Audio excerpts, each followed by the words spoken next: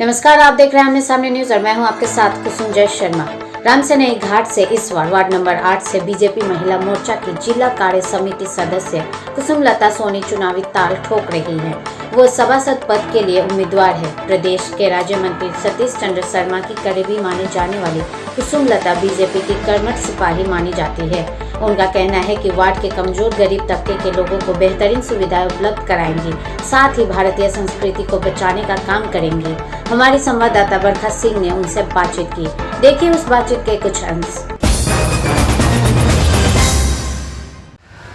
नमस्कार, मैं हूं बरखा सिंह। आप देख रहे हैं आमने सामने न्यूज के खास प्रोग्राम शहर की संसद। आज हम मौजूद है रामसनेही घाट वार्ड नंबर 8 की सभासद प्रत्याशी हमारे साथ कुसुमलता सोनी जी हैं। कुसुम जी, आपका हमारे चैनल में स्वागत है। स्वागत है। कुसुम जी, बताइए आपने राजनीति में कब से कदम रखे हैं? जी 7 साल हो गए हैं मुझे राजनीति में कदम रखते हुए। 7 साल हो गए हैं। आपने सेवा के रूप में समाज में क्या क्या कार्य किए हैं? मैंने सेवा के रूप में अभी विधानसभा 270 का चुनाव हुआ है जी, तब मैंने घर घर जाके जनसंपर्क अभियान करके लोगों से मिल के बहुत ही जो है कमल के फूल खिलाने के लिए प्रयास किया जी। और बहुत बड़ा सहयोग मिला हम लोगों को, जीत भी पक्की हुई मेरे लिए। और मेरे भैया सतीश शर्मा जी विधायक से राज्य मंत्री हो गए। ये हम लोगों का बहुत बड़ा सौभाग्य है।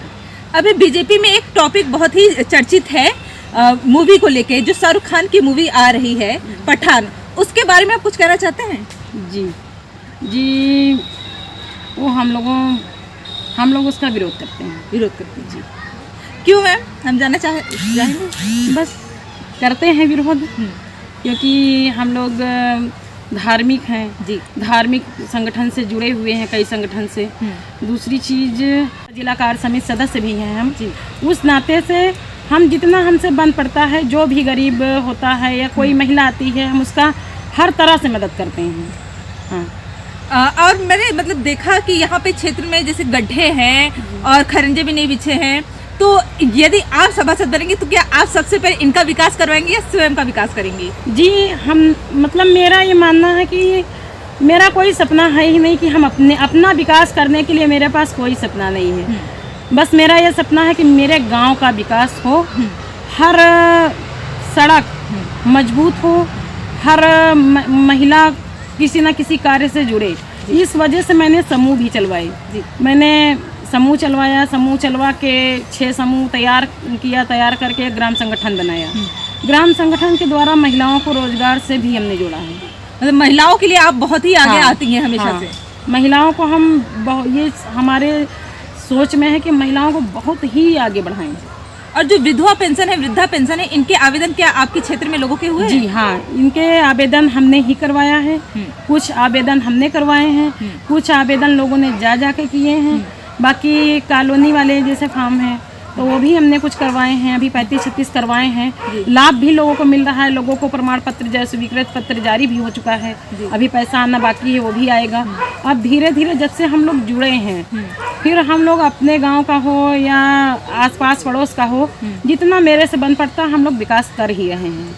आपका कोई मुख्य मुद्दा है जिसे आप केंद्रित करके चुनाव में उतर रही हैं?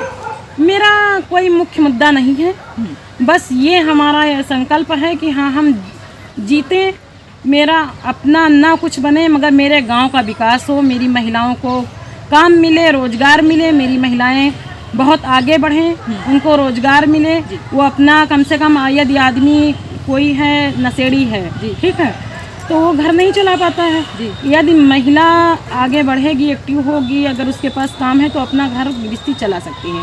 बाकी हमारी सरकारें खाने के लिए राशन फ्री दे रही हैं, कॉलोनी के लिए भी आवास भी मुख्यमंत्री योजना के अंतर्गत आवास भी दे जा रहे हैं लोगों को।